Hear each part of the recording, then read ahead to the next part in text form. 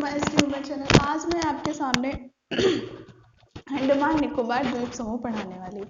तो अंडमान निकोबार द्वीप समूह से जो भी क्वेश्चन बनते हैं उसे हम डिटेलिंग में पढ़ेंगे। मतलब अंडमान निकोबार मैं आपको पूरा समझा दूंगी, उसके बाद उससे कौन कौन से क्वेश्चन बनते हैं वो भी मैं आपको बताऊंगी। चलो तो फिर स्टार्ट करते हैं। चैनल पर नए हो तो सब्सक्राइब कर लीजिएगा, अच्छा लगे वीडियो तो लाइक और अपने फ्रेंड के साथ शेयर भी कर दीजिएगा। चलो स्टार्ट करें। देखो ऊपर क्या है, यहाँ पर तो है मैम नॉर्थ, ठीक है, मैंने नॉर्थ बना लिया। और यहाँ कहीं ले लेते हैं साउथ, ठीक, ये बना लेते हैं। सबसे ऊपर जब मैंने नॉर्थ लिखा है यानी यहीं पर होगा आपका क्या, उत्तरी अंडमान। क्या होगा, उत्तरी अंडमान। जैसे समझा रही हूँ वैसे समझते जाना। अब दोनों के बीच में जगह खाली है, तो दोनों के बीच में कौन बैठता है, जो मध्य में होता है। तो मध्य में होगा क्या आपका, मध्य अंडमान। ओके ना। फिर मैंने लिख रखा है साउथ, साउथ में होगा साउथ अंडमान यानी दक्षिणी अंडमान, दक्षिणी अंडमान। सिर्फ इस पे अभी बात करते हैं। मध्य अंडमान जो है वो क्षेत्रफल के हिसाब से सबसे बड़ा है। क्या बोल रही हूँ, मध्य अंडमान क्षेत्रफल के हिसाब से यानी एरिया वाइज सबसे बड़ा है। याद रह जाएगा, ठीक है मैम। दक्षिणी अंडमान में ही अंडमान की राजधानी जो कि क्या है, पोर्ट ब्लेयर, वो स्थित है। पोर्ट ब्लेयर स्थित है। उत्तरी अंडमान के उत्तर में कौन सा द्वीप है, वहां पर है लैंड पॉल द्वीप। उत्तरी अंडमान के उत्तर में ही कौन सा है, लैंड, इधर लिख देती हूँ बच्चा, हाँ, लैंड पॉल द्वीप। और इसकी उत्तरी अंडमान में सबसे ऊंची चोटी कौन सी है, सबसे ऊंची चोटी कौन सी है, सैंडल पीक।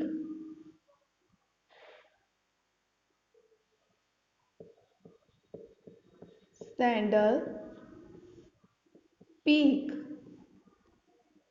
याद हुआ इतनी सारी चीजें, ठीक। अब दक्षिणी अंडमान के नीचे ही क्या आता है, यहां पर आता है लिटिल अंडमान, जिसे आप लघु अंडमान कहते हो या फिर लिटिल अंडमान, ठीक। इतना चीज समझ आया, कोई दिक्कत। एक चीज यहीं पर और याद रख लो, लिटिल अंडमान, देखो अंडमान ऐसे याद रखो, अंडमान लाइन से चल रहा था, हाँ मैम लाइन से तो चल रहा था, अचानक से कहां से लघु अंडमान आ गया, यानी कुछ अलग आया है। जब अलग आया है तो यहाँ पर कुछ ना कुछ तो अलग चीज होगी। तो दक्षिणी अंडमान और लघु अंडमान के बीच में ही है डेक्कन का पठार या फिर दक्कन का पठार, दक्कन का पठार। कहां पर है ये पूछा जाता है क्वेश्चन। दक्कन का पठार कहां पर स्थित है, इसे डेक्कन का पठार भी कहते हैं। क्या कहते हैं, डेक्कन का पठार। कहां पर स्थित है, तो याद रखो कि जहां से चेंजमेंट हुआ था अंडमान में, यानी नॉर्थ मिडिल एंड साउथ चल रहा था, अचानक से क्या आ गया था, लिटिल अंडमान, लघु अंडमान आ गया था। तो दक्षिणी अंडमान और लघु अंडमान के बीच में स्थित है। क्लियर नाउ, हाँ मैम। अब आता है आपका निकोबार। क्या आता है, यहीं से चेंज हो जाता है और यहां पर आता है कार निकोबार, कार निकोबार। देखो फिर से ये याद रखो, फिर से क्या चेंजमेंट हो रहा, किसके किसके बीच में, अंडमान चल रहा था, निकोबार आ गया। तो इन दोनों के बीच में जब चेंजमेंट हुआ है, हमें कुछ चेंजमेंट आती है तो कुछ ना कुछ चीजें बदलती हैं। कैसे बदलती हैं, जब हम स्टडी कर रहे होते हैं बचपन में तो हम नॉर्मल रहते हैं, थोड़े बड़े होते हैं, थोड़े सिंसियर बनते हैं, थोड़ी बड़ी स्टडी करते हैं, थोड़े और बड़े होते हैं, थोड़ा और सिंसियरली स्टडी करते हैं, चीज़ों को समझते हैं। उसी तरह से यहाँ पर भी तो कुछ चीज़ें बदल रही। यहाँ अंडमान था, लघु अंडमान, यहाँ पर आ गया निकोबार। तो इन दोनों के बीच में आता है 10 डिग्री चैनल। क्या आता है? 10 डिग्री चैनल। याद रह जाएगा। क्या मैंने बोला? चेंज हो रहा है। लघु अंडमान कार निकोबार के बीच में क्या आएगा? 10 डिग्री चैनल। अब कार निकोबार से थोड़ा सा अलग हो जाता है और थोड़ी सी दूर पे मतलब खाली स्थान है। फिर उसके बाद आपका आता है, क्या आएगा? लघु निकोबार। क्या आता है? लघु निकोबार। ठीक है। लघु निकोबार के बाद आता है आपका यहाँ पर ग्रेट निकोबार। अब ग्रेट निकोबार में बहुत सारी चीजें हैं, याद रखना। ठीक है। ग्रेट निकोबार में बहुत सारी चीजें हैं मैम। क्या है? एक तो इसकी सबसे ऊंची चोटी कौन सी है? माउंट थूलियर। कौन सी चोटी है? माउंट थूलियर। ठीक है मैम, ये चोटी हो गई सबसे ऊंची। और क्या? ग्रेट निकोबार में ही अगर आपसे पूछा जाए सबसे ग्रेट निकोबार का सबसे अंतिम पॉइंट क्या सा है, सबसे एंडिंग पॉइंट है, सबके साउथ का पॉइंट कौन सा है? तो वो है आपका इंदिरा पॉइंट। कौन सा पॉइंट है? इंदिरा पॉइंट। ठीक है मैम। क्या मैम लघु निकोबार और ग्रेट निकोबार के बीच भी कुछ होगा? ऑफ कोर्स, जब दोनों जुड़ रहे हैं तो कुछ ना कुछ तो होगा। क्या है? यहाँ पर एक पास स्थित है। पास मतलब जो जोड़ता है इन दोनों को। तो कौन सा पास जोड़ता है? सेंट जॉर्ज पास। ये यहाँ पर स्थित है, जो कि लघु निकोबार, लिटिल निकोबार और ग्रेट निकोबार को जोड़ता है। कोई दिक्कत नहीं होनी चाहिए। देखो, कल थोड़ी सी मेरी आदत पड़ी है, क्योंकि मैं एज अ होम ट्यूशन भी पढ़ाती हूँ, तो वहाँ पर मेरे से छोटे ही है, तो मैंने बच्चा है फिर बेटा कह के बुलाती हूँ। तो कुछ लोगों ने कमेंट किया था कि मैम इस वर्ड का यूज़ ना किया करिए, अच्छा नहीं लगता है। तो ठीक है, फ्रेंड्स का यूज़ कर लेती हूँ। तो फ्रेंड्स यहाँ पर आपको समझ आ गया होगा। ओके नाउ, तो ये तो था। अब इसमें कुछ नहीं बच रहा है, पूरा आपको मैंने बता दिया। अब एक बार पूरा रिवाइज कर लेते हैं, फिर मैं इसके आपके क्वेश्चन जल्दी जल्दी आपको बताऊंगी किस तरह से क्वेश्चन पूछे जाएंगे। फर्स्ट वन, पहले आप अपनी कॉपी में रो खींचो और ऊपर लिखो नॉर्थ, फिर नीचे लिखो एंडिंग में साउथ। कैसे याद करना है? सबसे ऊपर नॉर्थ है तो नॉर्थ में ही, साइड में खड़ी हो जा रही, आई होप दिख रहा होगा आप लोगों को। तो नॉर्थ में ही होगा नॉर्थ अंडमान यानी उत्तरी अंडमान, नीचे होगा साउथ अंडमान यानी दक्षिणी अंडमान। ओके नाउ, बीच में जब खाली है तो बीच में हम किसको बिठाते हैं? मिडिल वाले को बिठाते हैं, तो मिडिल में हो गया मध्य अंडमान। ओके नाउ, अब पहले इतना क्लियर करो, इतना जितना बनाया उतना क्लियर करो। एरिया वाइज मध्य में जो है एरिया वाइज सबसे बड़ा है, यानी मध्य अंडमान एरिया वाइज सबसे बड़ा है। उत्तरी अंडमान के सबसे ऊपर कौन सा द्वीप है? लैंड पॉज द्वीप। ठीक है मैम। और उत्तरी अंडमान की सबसे ऊंची चोटी कौन सी है? Sandal peak. ओके नाउ, फिर दक्षिणी अंडमान में ही राजधानी स्थित है, ऐसे याद रखो, दक्षिणी अंडमान में ही राजधानी पोर्ट ब्लेयर स्थित है अंडमान निकोबार की। फिर उसके बाद इतना तो मैंने south, middle, north, middle and south पढ़ लिया। कुछ अलग, अब लिटिल अंडमान आ गया यानी लघु अंडमान। जब कुछ अलग आ रहा है तो किसी ना किसी से ये जुड़ा होगा, इतना याद रखो। जब अलग आ रहा है तो किसी ना किसी से जुड़ा होगा। किससे जुड़ा है? डेक्कन का पठार यहाँ पर स्थित है, जुड़ा है या फिर स्थित है, ऐसा आप याद रख सकते हो। ठीक है, याद रखना है आपको, डेक्कन का पठार स्थित है। फिर उसके जस्ट बाद आता है कार निकोबार। कुछ अलग आया है, जब अलग आया है तो कुछ ना कुछ इनके बीच में होगा। मतलब जब हम कुछ अलग करते हैं तो उस पीरियड से लेके जब हम नॉर्मल थे, नॉर्मल से कुछ अलग किया, बीच के पीरियड में कुछ ना कुछ हमने कुछ तो अलग किया होगा ना, जो हम आज यहाँ पर पहुंचे हैं। तो अलग से मतलब हो गया कुछ ना कुछ अलग होगा, तो उनके बीच में कुछ होगा। तो 10 डिग्री चैनल स्थित है दक्षिण अंडमान और लिटिल अंडमान और दक्षिणी अंडमान और लिटिल अंडमान के बीच में। ठीक है, ये अभी कार निकोबार मैं वही बोल रही हूँ। ठीक है, कार निकोबार आप अभी मत याद रखिएगा। अरे सॉरी बच्चा, लघु अंडमान और कार निकोबार, मैं खुद ही डाउट हो गई। फिर कार निकोबार के बाद में आप थोड़ा सा गैप आ जाता है, उसके बाद है लघु निकोबार। लघु निकोबार के जस्ट बाद है ग्रेट निकोबार। जब लघु निकोबार और ग्रेट निकोबार, ग्रेट आया है तो कुछ ना कुछ ग्रेट हो भी रहा होगा, तो किसी ना किसी चीज से जुड़ रहा होगा। किस चीज से जुड़ रहा है?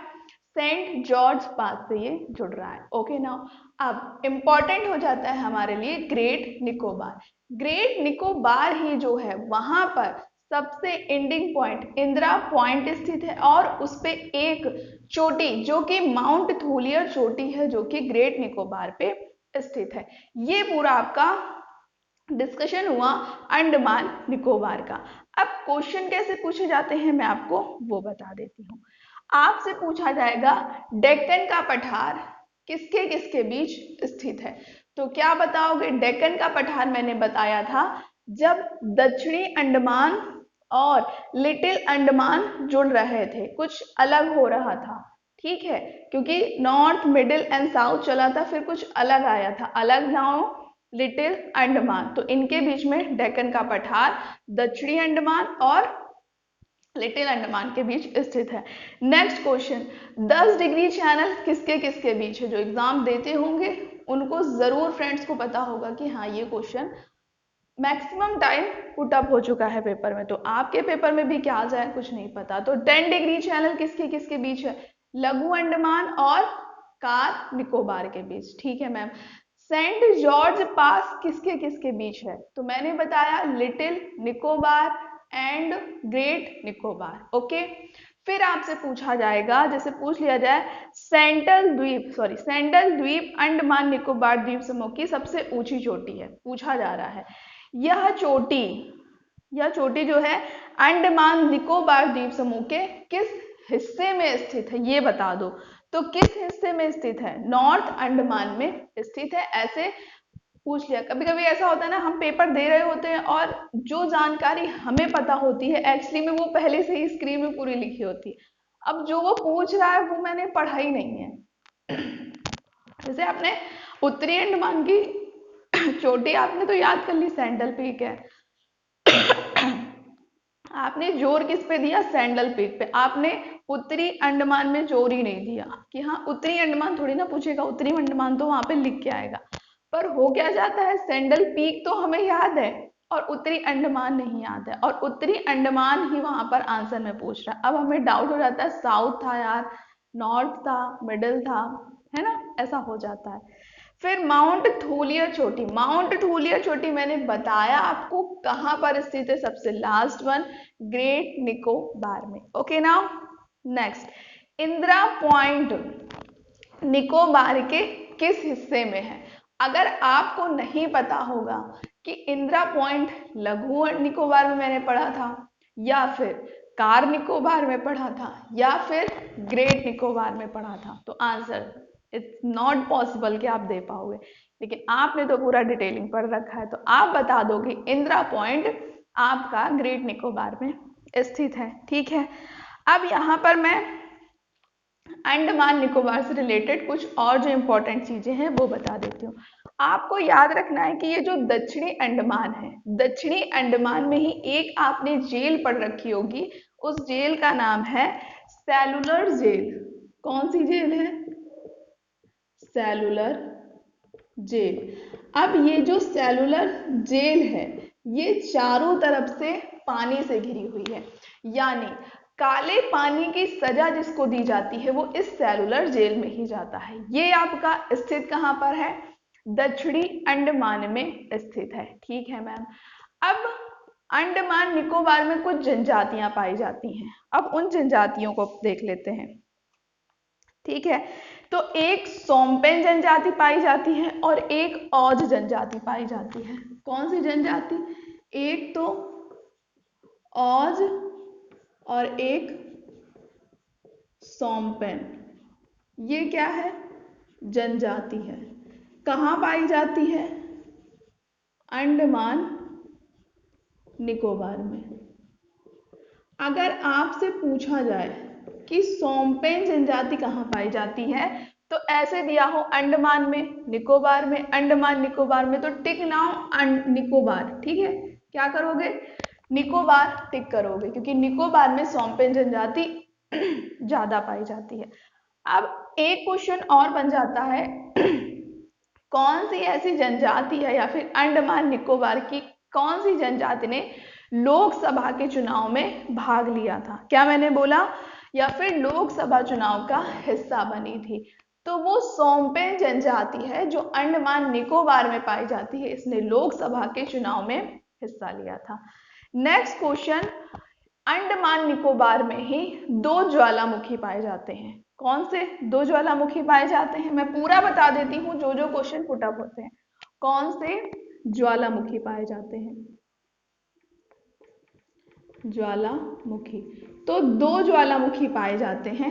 एक तो आपका बैरन द्वीप ज्वालामुखी पाया जाता है और एक आपका नारकोंडम ज्वालामुखी, और एक आपका है बैरन ज्वालामुखी। दो ज्वालामुखी हैं, लेकिन कुछ ना कुछ इनका इंपॉर्टेंट भी होगा या फिर कुछ ना कुछ इनमें खासियत भी होगी। अब देखो, नारकोंडम ज्वालामुखी जो है वो एक मृत और शांत ज्वालामुखी। कैसी है ये मृत और शांत ज्वालामुखी। आप कैसे याद रखोगे मैम ये मृत और शांत ज्वालामुखी है? देखो लास्ट में आ रहा है डम।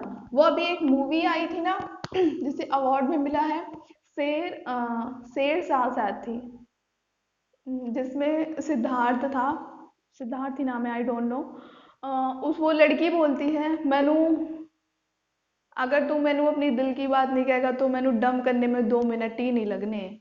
तो वो डम आया था ना, डम मतलब होता है कि ऐसा छोड़ देना टाइप, आई डोंट नो, डम ऐसा ही कुछ होगा। तो डम मतलब एकदम से हटा देना, ऐसा कुछ।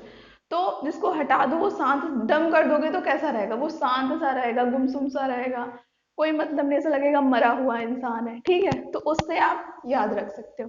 नेक्स्ट है बैरन। बैरन यानी आप समझ रहे हो ना, बैरन। बैरन द्वीप ज्वालामुखी जो एकमात्र ऐसा ज्वालामुखी है